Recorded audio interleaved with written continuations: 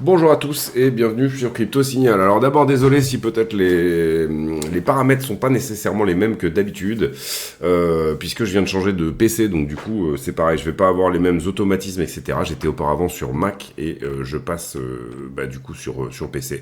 Un peu marre de l'obsolescence programmée que proposaient les Mac finalement, et donc du coup voilà, il va falloir se réhabituer. Ça faisait longtemps que j'avais pas updaté un BIOS, ce genre de truc. Mais et puis se réhabituer bien sûr à la grosseur du clavier, la différence des raccourcis, toutes ces choses-là. Donc et puis également, je pense que le son doit être un peu différent parce que j'ai pas le compresseur que j'utilise d'habitude sur le Mac. Peut-être des petits réglages à faire. Voilà, vous avez vu, il y aura pas d'intro, il y aura pas toutes ces choses-là, tout simplement parce que j'ai pas encore pivoté toutes ces choses-là d'une machine à l'autre.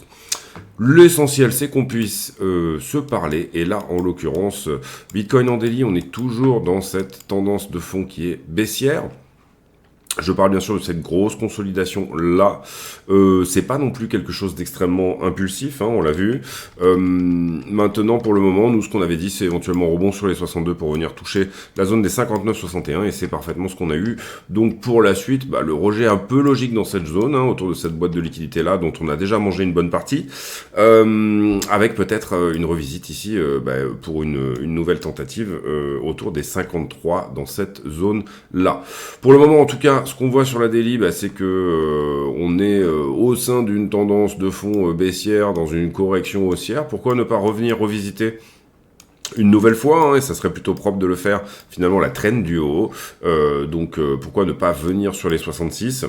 Mais avant ça, on aura besoin peut-être potentiellement de faire une correction peut-être un peu plus nourrie que celle qu'on est en train de faire actuellement. C'est ce qu'on va voir en passant sur des timeframes peut-être plus petites. Alors en soi, il y a deux solutions ici et là-dedans. On avait parlé ici de cette tête-épaule inversée qui se trouve globalement avec une ligne de coup à peu près par ici. D'accord.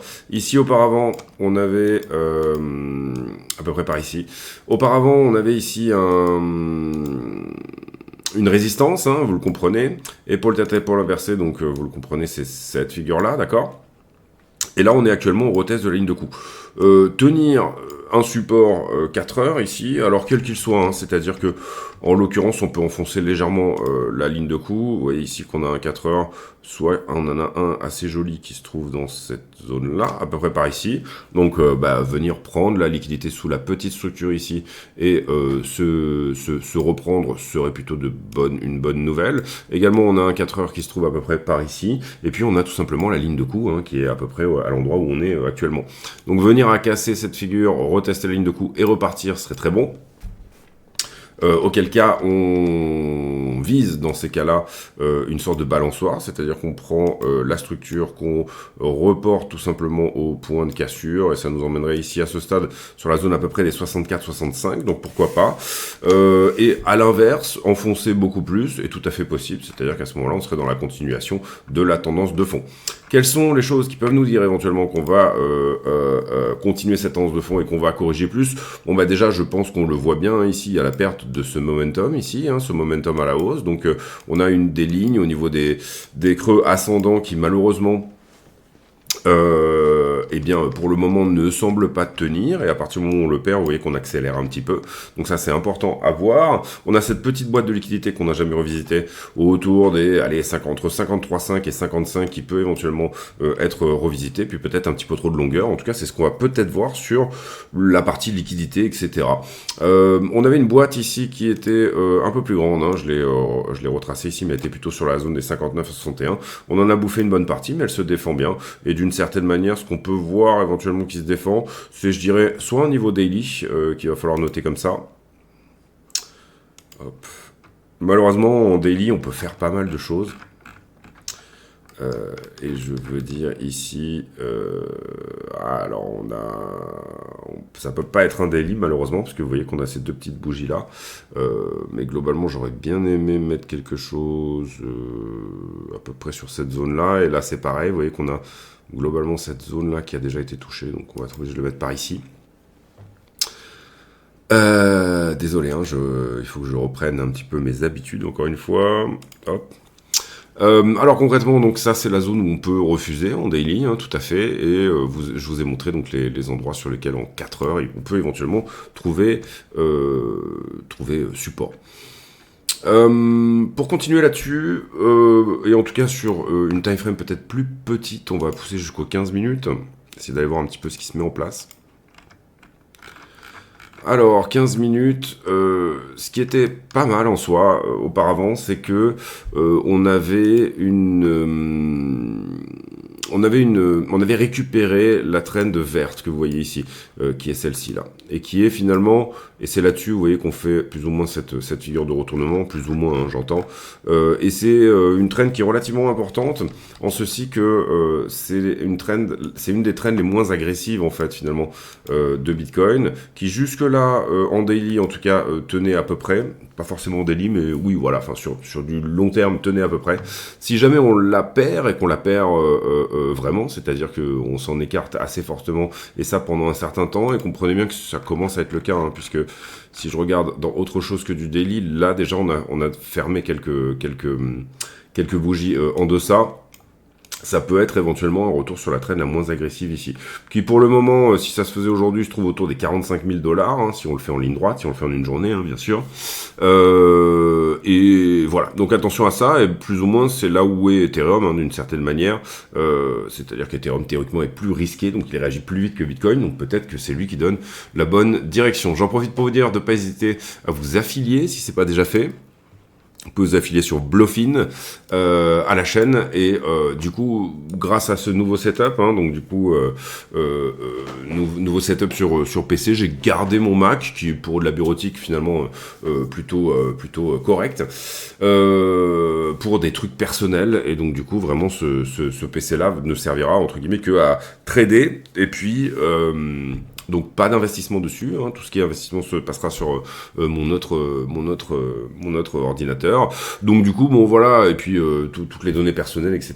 Il n'y a rien du coup sur cet ordi là entre guillemets qui donne de la donnée personnelle. Donc ça va me permettre de faire des lives, c'est-à-dire que de plus en plus je pense, alors il faut que je mette le setup en place et tout, etc. Et par rapport à ce genre de truc, j'ai tendance à repousser les échéances, mais on va pouvoir faire des lives du coup, et ça va être je pense plutôt pas mal. Donc de pas hésiter à vous abonner sur Bluffin, puisque je pense du coup que soit le chat ne sera accessible qu'aux gens qui sont affiliés, enfin je sais pas encore exactement comment on va mettre tout ça en place. Je reviens sur BTC et on va voir Ethereum BTC qui se prend une petite clacasse en ce moment, puisque vous le voyez ici, Ether qui perd un peu son support daily, hein, et continue à creuser, à aller chercher du pétrole là ici, sous la zone des 0,040. C'est pas très joli en soi. Enfin, disons que c'est pas très joli, si, c'est pas très joli, mais ce que je veux dire par là, c'est, à part dans cette correction-là, à 0,037, qui, finalement, auparavant, était également une zone de résistance, hein, d'accord ? Donc la zone bleue, hein, finalement, c'est la droite bleue que vous voyez à peu près ici, hein, que j'ai essayé de faire correspondre à un maximum de choses en même temps, 0,038. Vous le voyez là, ici, ça a été un support ici. Quand le support a été enfoncé, on l'a enfoncé très largement. Ensuite, c'était devenu une résistance. Ici, vous le voyez qu'elle a été retestée. Il y a eu une tentative de la garder, mais ça a été perdu. Ça, c'était pendant tout le flush de 2018. Et puis, ensuite, finalement, figure de retournement ici en épaule, tête-épaule inversée. Hein, vous la voyez aussi, j'espère. Qui du coup, il n'y a pas un raccourci pour faire ça là, je sais plus du tout comment on fait. Bon, qui du coup donne le retournement et le bull run entre guillemets où Ether a été plus performant que Bitcoin, et ça c'était bien évidemment sur la période 2020-2021. Et puis ensuite, là vous voyez qu'on est peut-être en train de retester ces choses-là. Il y a des choses très importantes qui ont été perdues dès qu'on a perdu cette zone-là. La zone inférieure, il y a une potentialité que ça se réveille à peu près dans cette zone-là. Et puis sinon, finalement, c'est les 0,030, c'est-à-dire une sous-performance de 25% d'Ether contre Bitcoin qui peuvent potentiellement nous donner quelque chose, hein, pour la suite. Les périodes de pivot sont assez compliquées pour les altcoins. En tout cas, on en a très peu d'historique en fait. Et là où il y a une grosse différence, c'est que là, Powell va vraisemblablement pivoter dans des conditions pas trop mauvaises. Voilà, je me disais, il manque du monde là. Et là, on est sur Ether contre le dollar. Là, pour le coup, le support est un peu plus posé, un peu plus d'accord. C'est vraiment une zone sur laquelle on pourrait éventuellement rebondir. Et si c'est pas le cas, ce sera 1005 sur Ethereum, d'accord. En soi, il y a une forme d'imbalance ici, mais vous voyez que le business a été très largement couvert. On le voit d'ailleurs ici sur le volume profile, où finalement, ce qui reste peut-être un petit peu à couvrir, c'est de 1952 aller à 2150. Mais en soi, voilà, toute cette zone rouge ici est quand même plutôt propice au rebond, et on peut peut-être même se dire que jusqu'à 1009, c'est des endroits où ça pourrait être propice au rebond encore une fois. Et là, c'est ce que je vous disais tout à l'heure, vous voyez que Ether est vraiment sur sa trend la moins agressive, cette correction est très franche. Si jamais on voit ça comme, par exemple, je vous donne un exemple ici, c'est pas forcément ce que j'aurais tendance à privilégier dans un délire de décompte, en tout cas, 1, 2, 3, 4 et une 5 assez forte. Ce que j'aime pas trop, c'est que la 3 est très petite là-dedans. Et en général, la 3 est assez souvent une vague assez impulsive. Là, on voit qu'elle est pas, voilà, elle a tendance à juste rester bloquée à peu près au niveau de la 1. Donc, j'aurais plutôt tendance à considérer ça comme une 2, moi, et ça comme une 4, d'accord, en flat étendu, finalement. Donc la flat étendue étant là, ABC, eh bien, c'est plutôt des territoires où ça devrait rebondir, au sens où on commence à voyager finalement quasiment dans le territoire de la Une. Vous voyez qu'à $2000, la Une est à peu près dans ces zones-là. Donc du coup, c'est des belles zones de rebond. Maintenant, compliqué de se positionner sur Ethereum. Je parle à l'investissement et je parle même en trading par rapport à Bitcoin en ce moment. Donc du coup, moi j'ai tendance à le mettre un petit peu de côté. Parce qu'on voit pas un engagement très franc, donc on va attendre de voir. Déjà pour moi, s'il arrive à tout simplement venir à casser cette distribution-là. La plus agressive des deux, et vous voyez qu'il y a eu un rejet il y a de ça 3-4 jours dessus, à nouveau, et c'est plus ou moins ce qu'on avait dit aussi. Attention, si Ether veut rebondir, il va falloir qu'il nous pète ça. Pour moi, tant qu'il n'a pas pété ici, encore une fois, la moins agressive des deux, j'ai du mal à voir un Ether à $3000. Maintenant, s'il vient à la casser, s'il vient à se reprendre, ben à ce moment-là, tant mieux pour lui, et tant mieux, pour le coup, on reviendra peut-être se positionner sur lui au travers de trades différents. En tout cas, la zone est plutôt propice à du rebond, on le voit ici, sur ce 4 heures, et puis on va attendre d'avoir des confirmations, en tout cas pour se repositionner à nouveau sur Ethereum, et là je parle du trade, bien évidemment, parce qu'à l'investissement, on est malheureusement positionné dessus. Les altcoins, total 3, moins les stablecoins, divisé par la market cap totale, donc la dominance finalement des altcoins. On continue à faire du ski un petit peu sur le long de cette trend ici, et pour le moment on est toujours dans la même zone de combat de 19 à 20%. Il n'y a pas eu cassure ici. Quand on a touché il y a de ça quelques jours, ça a plutôt été un rejet, donc voilà, ça va être des choses à suivre pareil pour la suite.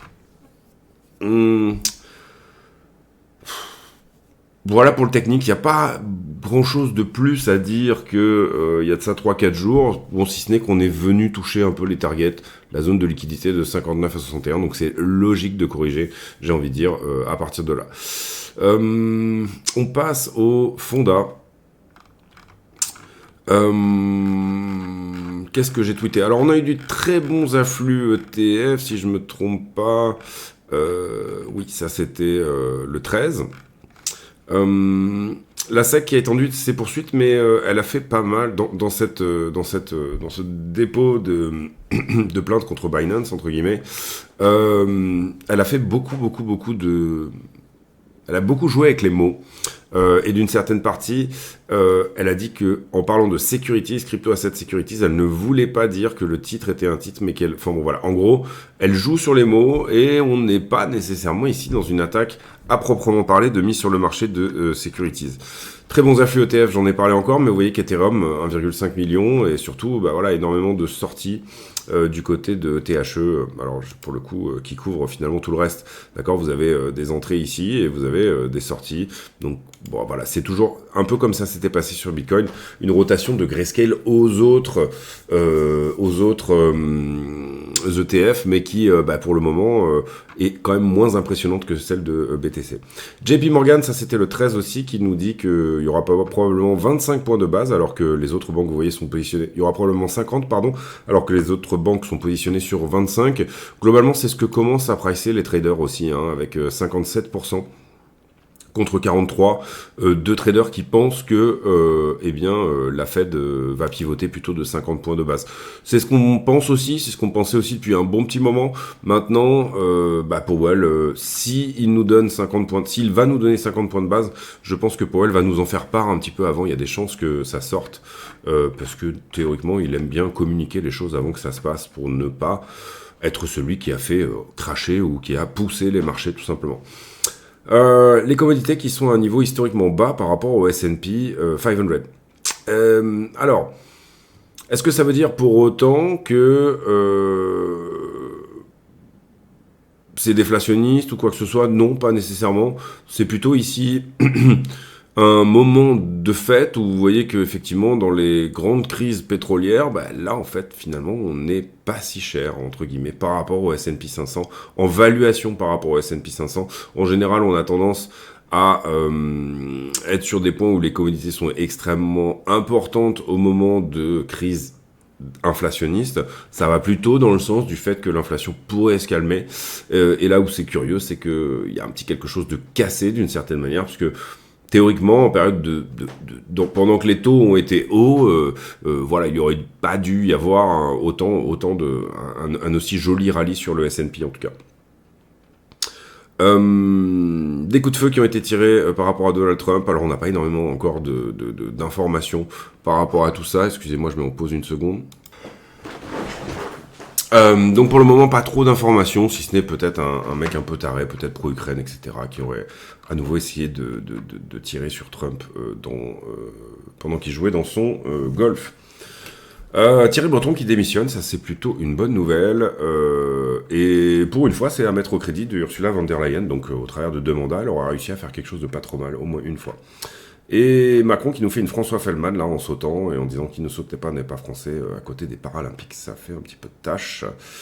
Ensuite, CZ qui va probablement sortir de prison le 29. Ça, c'est plutôt une bonne nouvelle aussi. Et je le rappelle, n'hésitez pas à vous abonner et à vous affilier sur la chaîne, puisque tous les bénéfices sont reversés à Mécénat Chirurgie Cardiaque. Polymarket, donc plateforme de paris crypto qui donne Donald Trump perdant face à Kamala Harris, y compris même suite à cette tentative d'assassinat hier. La Fed qui rentre dans un terrain un peu compliqué, c'est-à-dire couper les taux, faire un pivot sur les taux alors que l'économie est décente, et c'est assez vrai. Les rendements crypto prêts à décoller avec la coupe de la Fed, pourquoi pas. Le Bitcoin qui est vraiment le leader dans l'investissement global avec 436 millions, alors que les fonds autour de l'Ethereum sont vraiment à la bataille, et c'est assez vrai, on a assez peu d'entrées sur Ethereum. Le ratio Ether qui drop en dessous des 0,04, plus faible niveau depuis avril 2021, on en a déjà parlé également. Des mauvais chiffres hier par rapport à la Chine. Mauvais chiffres autour notamment de tout ce qui était croissance, etc. Alors il faut comprendre que quand la Chine loupe ses chiffres, elle est plutôt autour des 4% de croissance que autre chose, mais en tout cas ça montre effectivement un certain ralentissement, et y compris peut-être un ralentissement mondial. Voilà, puis calendrier économique, ce qu'on regardera principalement, c'est tout ce qui est autour des taux de la Fed bien évidemment, et tout ce qui est autour des éventuels pivots, et ça ce sera pour le 18, donc ce mercredi. On va passer sur la liquidité dorénavant. Alors, on a liquidé plutôt du long dans les dernières 24 heures. 204 millions, c'est beaucoup. Parce qu'on n'a pas eu une action de prix non plus incroyablement folle. Et on a liquidé à peu près la moitié sur Ethereum et Bitcoin réunis. Donc ça, c'est tout à fait normal. Alors, session ouverte sur un autre... je me repose une seconde. Donc ici sur Trading Light, le carnet d'ordre qui est en train de servir des ordres ici sur la zone des 57,5. Alors c'est pas incroyable, mais c'est surtout à la vente où on a vraiment pas grand chose, mais à l'achat on n'a pas grand chose non plus, en tout cas pas grand chose avant, je dirais entre 50 000 et 52. Donc au spot c'est vraiment la zone qui pourrait provoquer rebond. Le cote, on s'en fout pour le moment. Les marchés en levier, bah, d'une certaine manière, on a eu ce qu'on voulait. Ça a relais dévrégé un petit peu ici. Ça suit bien le prix, vous le voyez ici. Le funding est toujours positif. Il n'est pas haut, hein, d'accord. Un funding à 0,00 quelque chose, c'est pas un funding qui est haut. En tout cas, on a pris ce point-là. Depuis qu'on a fait la dernière vidéo... Depuis qu'on a fait la dernière vidéo, 24 septembre, 9 septembre, oui, on n'avait pas noté de points jusqu'au 16, non, la dernière vidéo, ça devait être le 13. Par là, ici, j'ai du short, j'ai pas mal de short en haut, là. J'ai quand même pas mal de short en haut, donc on va rajouter un point. Bah, pourquoi ça? Bah, parce que tout simplement... Ah, j'aimerais bien retrouver, putain... Ah, c'est ça, hein, quand on change de PC, il faut... je me suis assez vite lancé dans une vidéo. Hop, on va faire ça comme ça. Pas un drame.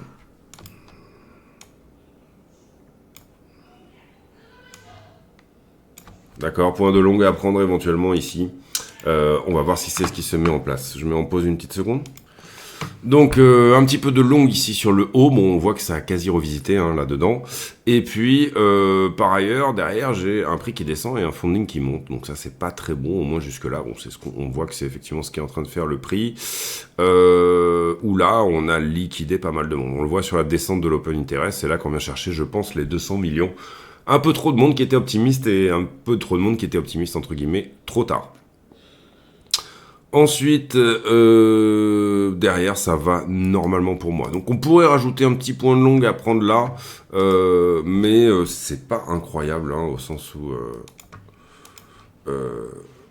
finalement, il y a il y a eu un beau nettoyage déjà. Finalement, le point de longue, si on avait dû le mettre, il aurait plutôt été par là. Et en l'occurrence, on a sorti les x50 et les x100. Donc voilà. Je sauve ça, on fera un petit peu les modifs plus tard pour que ça ait l'air un peu mieux par rapport à d'habitude. Sur iBlock, quand je regarde, eh bien, vous le voyez ici. On va grossir. Juste vérifier qu'on est bien à jour. Désolé, hein, c'est un peu chaotique. Bon, première vidéo, encore une fois, avec ce PC-là, j'ai pas encore eu le temps tout à fait m'y acclimater. Alors, globalement, on voit que le gros de la liquidité, les 200 millions dont on parlait tout à l'heure, ils étaient effectivement dans cette zone-là, d'accord, et qu'ils ont été bouffés. Il y a encore une belle poche de liquidité, je dirais, jusqu'à 57 à peu près. Ensuite, c'est sporadique, mais il y a encore du monde, hein, bien évidemment. Mais là, vous voyez même que sur le rebond, on a à nouveau des gens qui se sont positionnés dans cette zone. Donc ça paraît suffisamment intéressant pour le noter. On a bien écrit dans notre tête 57. C'est ce qu'on voit un petit peu sur cette zone-là, j'ai envie de dire, 57-206, là où c'est bien vert, là. Globalement, du monde jusqu'à 54, en tout cas sur la semaine. Mais depuis, ici, là, vous voyez qu'on est le 11 septembre. Et ici, on est le 12, voire le 13, hein, le moment où la poche qu'on est en train de prendre là est en train de se créer. Déjà, vous le voyez, je vous l'ai expliqué, c'est là, dans cette diminution du funding, on a eu quand même du monde qui s'est positionné en haut, et ça c'est pas mal. Maintenant, la liquidité, elle est très baissière cette semaine, hein, puisque l'action de prix, elle a été plutôt haussière, donc c'est normal, on a eu plutôt du long qui s'est positionné. Là où c'est très propre, c'est qu'on est venu effectivement chercher pile poil le top de la liquidité qui s'est trouvé là. Vous voyez que le prix a réellement autour des 60 500 sur la une semaine. Et si vous voulez vous abonner à iBlock, n'hésitez pas à utiliser les liens de la chaîne également. Je pense que vous avez 50% off, il me semble. Ils sont en description de la vidéo. Et voilà, par ailleurs, vous comprenez que ici, on est en train de recréer de la condition de liquidité un peu au-dessus, mais on est en train de revenir bouffer des ordres dans ce qui se passe en face. C'est quelque chose que je vous avais expliqué également plusieurs fois, hein, et voire peut-être même des dizaines de fois sur les vidéos, etc. Mais si jamais je suis une grosse institution, je vais avoir besoin de ces ordres ici et de ces liquidations qui sont finalement des actes de vente obligatoire, hein. Une liquidation c'est à peu près ça, vous vendez obligatoirement, vous êtes obligé de vendre, et puis derrière c'est là où il y a du gros nombre de contrats pour celui qui veut se positionner dans le sens inverse, c'est-à-dire la grosse institution elle va venir chercher ses liquidations pour remplir ses contrats, remplir un max de contrats dans un sens, liquidation plus fraîche égale meilleure potentialité que ça arrive, c'est pour ça qu'on regarde beaucoup là une semaine, liquidation moins fraîche, plus vieille égale moins de potentialité que ça arrive. Encore que pour le moment, en consolidation, on a vu plutôt les liquidations aller chercher des traders de position qui étaient en position depuis extrêmement longtemps. On va regarder sur un an, juste pour mettre en parallèle un peu les choses. Globalement, on avait une belle chose à venir chercher ici, je dirais sur 61 500, qu'on n'est pas venu chercher pour le moment. Et globalement, on a quelque chose sur la ligne des 52 qui pourrait être pris. En liquidité intermédiaire, vraiment 57 140 commence à verdir. Hein. On regarde sur un an, là, ici, vous voyez qu'il y a un petit peu du monde dans cette zone-là. Personnellement, si on devait arrêter cette correction, je tablerais bien sur cette zone-là, c'est-à-dire 57. Pas nécessairement besoin de venir beaucoup plus bas, pour le moment en tout cas, parce qu'on a bouffé une bonne partie des ordres là, et surtout que ça s'est pas mal défendu par rapport à ce que ça avait fait là. Donc on peut imaginer que le sens du train, là, il est quand même plutôt vers le haut, après cette correction à 57, une fois qu'on aura rechargé un petit peu, plutôt vers le haut pour venir trouver de la vente plutôt sur ces zones-là. Maintenant, pour ça, il va falloir qu'on casse les distributions en cours, et pour le moment, on n'a aucune certitude que ça va être le cas, bien évidemment, et parfois, les traders de position gagnent, et peut-être que ces traders-là, ici, qui sont en short, gagneront, hein. On n'a pas des certitudes ici que ça va nécessairement se passer comme ça. Bref, à voir. En tout cas, c'est plutôt mignon pour un éventuel retournement à partir de 57, je dirais. Est-ce qu'on regarde Ether? Bon, j'ai pas marqué un grand intérêt sur Ethereum dernièrement, et le marché non plus, hein, d'une certaine manière. Vous voyez ici que par rapport à Bitcoin, on est très peu chargé en ordre. Il y a un moment où ça va se réveiller, puisque ces ordres-là sont quand même pris, et qu'il y a quand même aussi des potentialités de faire des jolies choses sur Ethereum. Vous voyez qu'Ethereum est plutôt resté collé en bas de sa traîne, d'accord? Il n'a pas fait son short squeeze. Enfin, il en a fait un là, quand il est remonté à partir du 13, mais derrière, il est revenu tout de suite chercher sa liquidité longueuse. Donc, il y a du monde qui remplit du contrat ici, là-dedans aussi. C'est beaucoup plus facile, étant donné la demande résiduelle, on va dire, sur Ethereum, eh bien, d'aller chercher la liquidité one week. Vous comprenez ici, si je vous compare les charts,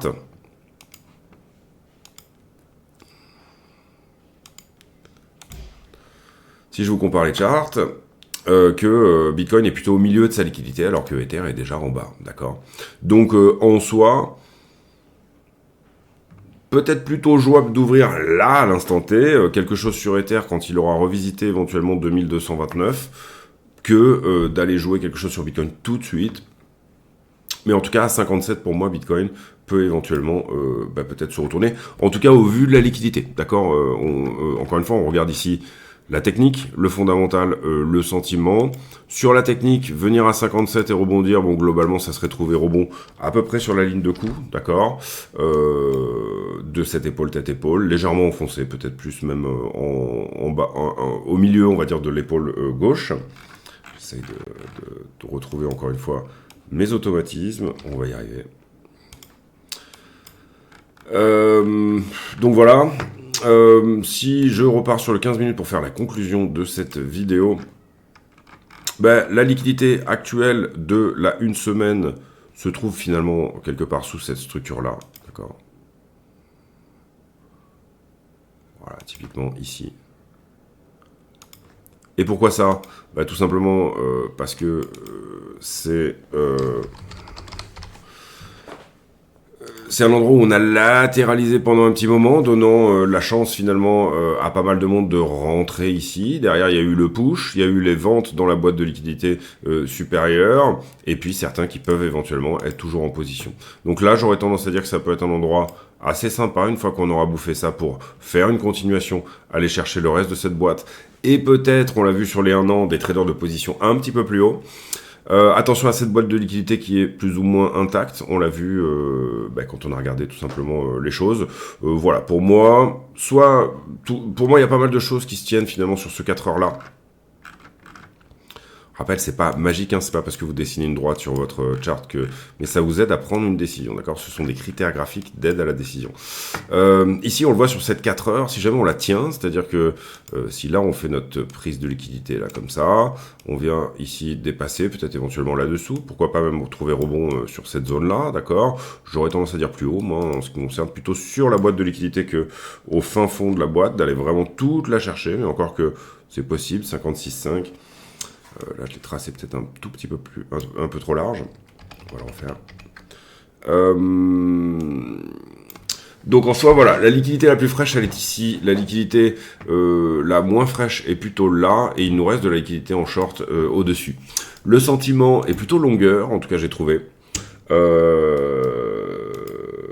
Et malgré le fait qu'on ait pris 200 millions de positions sur cette descente, et ben, il semblerait qu'on n'a pas on n'a pas reseté totalement ce sentiment qui est plutôt longueur, encore une fois. Scénario privilégié. En ce qui me concerne, on parle ici pour les 2 ou 3 prochains jours, hein, on parle pas pour l'année. En gros, pour moi, ouais, je serais plutôt dans l'idée d'un rebond autour de 57 pour une continuation. Maintenant, il faut comprendre qu'on a eu pas mal de monde qui s'est positionné short ici, et là notamment, j'en vois assez peu finalement là-dedans. Donc il manque peut-être un tout petit peu de liquidité intermédiaire, en tout cas c'est l'impression ici que ça donne, d'accord, pour short squeezer. Mais il suffit que ça se réveille à un moment, on a quand même un petit peu de monde, on voit quand même ici 57 000 tout pile, qu'on aura bouffé pas mal d'or dans ce genre-là. Ouais, je serais plutôt dans cette idée-là personnellement, sans non plus extrême conviction. Hein. Vous voyez que quand on disait sur la zone des 52, quand on trouvait qu'il y avait vraiment des choses à aller faire à 60, c'était plutôt avec conviction. Là, c'est quand même un peu plus compliqué à lire, j'aurais tendance à dire. Voilà, je vous laisse là-dessus. J'espère que cette vidéo vous aura plu. Désolé pour les petits couacs de nouveaux matériels, entre guillemets. Je pense que le son doit être vraiment normalement moins bien. Enfin, j'espère. Si le son est vraiment bien, ça veut dire que je suis vraiment une quiche en son, puisque j'avais passé du temps quand même à compresser la voix et à faire un truc correct. Voilà, je vous souhaite à tous un bon trading. Je pense qu'on se retrouve demain mardi ou alors mercredi, puisqu'on aura un FOMC mercredi soir pour sûr. Je pense qu'on fera une vidéo demain quand même. Ce qu'il faut voir ici, ces petites pertes de momentum, possibilité qu'effectivement, et là je parle pour ce mouvement-là, possibilité qu'effectivement on soit dans une correction plus importante, c'est-à-dire que pour le coup, ceci devienne une qu'on ait la correction de 2 ici. Bon, si jamais c'était le cas, globalement, on devrait corriger de moitié à peu près, hein, c'est ce qu'on a sur une 2 en général. Donc ça veut dire, d'une certaine manière, je suis pas un énorme fan des Fibo, mais globalement, voilà, 56,5, entre 56,5 et 55, 555, voilà, dans ces zones-là. On remarque aussi que la liquidité se trouve en zone de rechargement institutionnel, d'une poussée, hein, quelle qu'elle soit, ici à peu près dans cette zone-là. Personnellement, je ne suis pas un énorme fan des Fibonacci, mais en tout cas, la zone discount est toujours intéressante pour le coup, c'est-à-dire en dessous des 0,50, d'accord. C'est un endroit où là, pour le coup, les institutionnels en général ont tendance à se montrer, et où ça trouve parfois rebond. Quand ça coïncide avec un vrai niveau, j'aime bien. Là, en l'occurrence, voilà, 56,2, c'est un joli niveau aussi. En tout cas, je serais assez attentif sur cette zone-là, d'accord, dans un premier temps, et peut-être si on passe en zone premium de toute cette montée-là. Personnellement, j'ai géré mon trade comme ceci, j'ai pris mon TP max ici sur la zone des 60. Donc c'est pas, quand j'entends TP max, quand je dis TP max plutôt, c'est plutôt une très grosse partie de la position qui était sortie là-dedans. Vous vous rappelez que quand on avait fait plus de 100%, on avait dérisqué totalement la position, hein, d'accord. C'est-à-dire que ici on était forcément sur une position gagnante, puisqu'on avait sorti le risque initial, d'accord. Derrière, en général, quand je fais ce genre de choses, c'est-à-dire quand je viens à prendre le plus gros TP du trade, je laisse toujours moi un petit runner, quelque chose qui traîne, et pour le coup là je remonte mon SL au point d'entrée, d'accord. Donc j'ai tendance à faire comme ça moi, histoire de dire que si on fait ça, je me fais pas sortir mon SL et je reste dans un trade dans lequel j'ai une conviction relativement bien, et puis à l'inverse, voilà, j'aime pas trop, je préfère dérisquer, sortir la moitié de ma position plutôt que de dérisquer en mettant mon SL au point d'entrée, parce que voilà, c'est des choses qui je trouve en crypto, hein, fonctionnent beaucoup mieux. Voilà, la correction qu'on a ici, difficile pour le moment d'en donner un petit peu la teneur. Ce qu'on peut voir en tout cas, c'est qu'il y a une forme d'accélération dans la correction. C'est-à-dire que j'avais une trend de distribution qui était auparavant comme ceci, et qui désormais est plus importante comme cela, d'accord. Si je viens à casser celle-ci, il y a de bonnes chances de venir visiter celle-ci. Donc pour le coup de faire une descente en élargissement, ce genre de choses. Élargissement, beaucoup de rotation partielle, je le rappelle. À l'inverse, si j'arrive toujours pas à venir casser celle-là, j'arrive toujours pas à venir casser ça, bah, ça veut dire correction tout simplement plus profonde. Et là, on aurait peut-être plutôt une descente en canal ou ce genre de choses qui se mettent en place, d'accord. En tout cas, à partir de là, moi je trouve, ici, hein, sur cette zone à peu près, 57,3 jusqu'à 57 légèrement en dessous, je dirais, un tout petit peu en dessous. On le voit, hein, de toute façon, sur la une semaine, 56,9. Eh bien, je serai attentif à éventuellement, pourquoi pas, réouvrir une autre position dans une time frame plus petite ou ce genre de choses. Voilà, je vous laisse là-dessus. J'ai pour habitude en fin de vidéo de poser une question à la con, c'est-à-dire une question qui n'a rien à voir avec le prix du Bitcoin, mais qui nous permet de converser de choses et d'autres. Et bah tiens, la question est toute trouvée. Plutôt Mac ou PC? Personnellement, sincèrement, je suis ultra fan de Mac par la simplicité que propose Mac et puis d'une certaine manière, une certaine forme de sécurité. Ça faisait très longtemps que j'avais pas touché un Windows. Et je trouve qu'il y a eu des belles améliorations quand même par rapport à ce qu'on pouvait voir dans le passé. Encore une fois, il y a plutôt des belles améliorations. Maintenant, sur un Mac, vous n'irez pas changer une carte graphique, d'accord. Sur un PC, ça relève quand même de quelque chose qui est relativement simple à faire. Donc du coup, c'est toujours cette espèce d'idée de plutôt être soit dans l'open source, la liberté, hein, entre la liberté et la sécurité. Voilà, c'est plus ou moins toujours ce vieux dilemme. Plus de sécurité, moins de liberté, ou l'inverse. Là, en l'occurrence, personnellement, moi, je repasse sur PC parce que j'en ai un peu marre j'avais déjà changé de téléphone. J'ai été dans les premiers à acheter des iPhones à l'époque.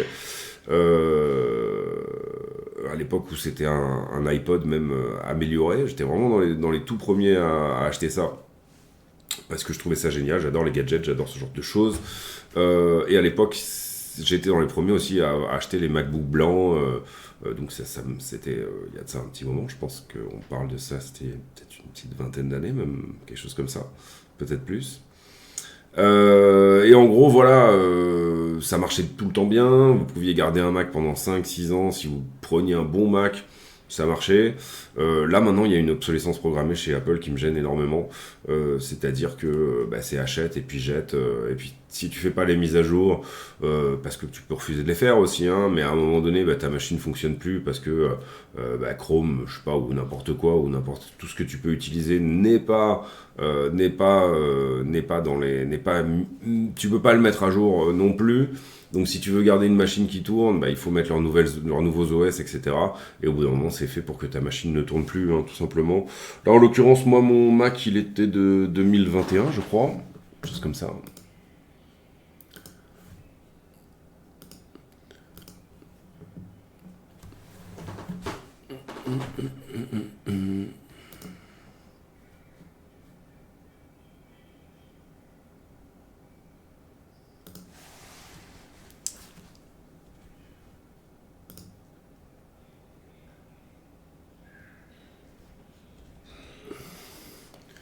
Ouais, 7-8 heures, oui, ça doit être ça, quelque chose comme ça, 2021, 2020-2021. Et voilà, théoriquement ça devrait tourner encore, hein, et à l'époque c'était un très très bon Mac, donc théoriquement ça devrait tourner encore, et il commence déjà à... Donc voilà, c'est un petit coup d'énervement. J'avais de toute manière acheté ce PC pour en faire une machine de minage ou autre, ou une machine d'exploitation vidéo, ou je ne sais quoi. Là pour le coup ça devient mon PC entre guillemets de streaming, et pour le coup ça va être mon PC de trading également. Bon, parce que voilà, mais les infos sur le trading, je m'en fous un peu que les gens soient au courant. Mais en soi, voilà, quelque chose qui pourrait être extrêmement intéressant, et moi c'est des choses que j'aime beaucoup. Je reviens ici parce que je regardais en même temps la structure. C'est finalement... D'accord, ici j'ai une épaule tête-épaule, et de venir à faire une plus grosse épaule tête-épaule dans cette épaule tête-épaule. D'accord. Ici à ce stade, revenir pour le coup et venir péter ça nous emmène, et moi j'aime bien ce genre de setup, vers une target encore plus imposante, on va dire ça comme ça. C'est-à-dire que là en l'occurrence, si je fais comme ça... Donc casser la première veut dire casser la deuxième, hein, vous comprenez. Et ça nous emmènerait sur la zone des 70, ce qui serait relativement intéressant. Pour ça, il ne faut pas enfoncer la tête, pas perdre 52. Il ne faut pas enfoncer cette épaule-là non plus, ce ne serait pas une très bonne nouvelle. 55,5. Et si tout ça se met en place, on est sur une assez jolie zone de retournement. Encore une fois, c'est compliqué. C'est compliqué ici parce que on est... en général, juste avant un FOMC, ça se passe plutôt bien. C'est-à-dire que, enfin, moi personnellement, j'ai remarqué que juste avant les FOMC, on a des petits rallyes parfois. C'est pas toujours le cas, mais on a assez souvent des petits rallyes. Là, si jamais le marché est en train de se mettre dans l'idée qu'on aura plutôt 0,50, ce qui est plutôt une bonne nouvelle pour la crypto, hein, 0,50 de baisse, plutôt que 0,25, pour moi, ça reste plutôt haussier, d'accord? Donc il y a des problèmes au niveau de la liquidité, on est en train de les régler en ce moment. C'est-à-dire venir passer un petit peu sous cette structure et titiller un petit peu des ordres à la vente. Il y en a encore plus ici, donc ça serait encore plus intéressant d'aller prendre cela, donc de pousser encore un petit peu plus, et puis derrière de se reprendre. Je trouve que c'est plutôt le sens, le bon sens actuel, que de jouer entre guillemets la petite structure qui est haussière, plutôt que d'essayer d'aller nécessairement attraper des choses dans la consolidation du moment qui est baissière. Je parle bien évidemment de la daily weekly. À voir si ces choses-là se mettent en place correctement, si on n'a pas aussi d'événements un petit peu typés signe noir pour le moment. Je vais essayer de mettre à jour les paramètres de ma souris pour que ça fasse comme ça faisait d'habitude, sinon ça va être assez compliqué de s'adapter par rapport à mes habitudes perso. Et puis, voilà, je vous laisse là-dessus. Est-ce que vous êtes plutôt Mac ou PC? C'était la question du jour. Pas d'outro non plus. C'était juste... donc du coup, un peu sans filet aujourd'hui. J'espère que ça vous aura plu quand même. On se retrouve demain.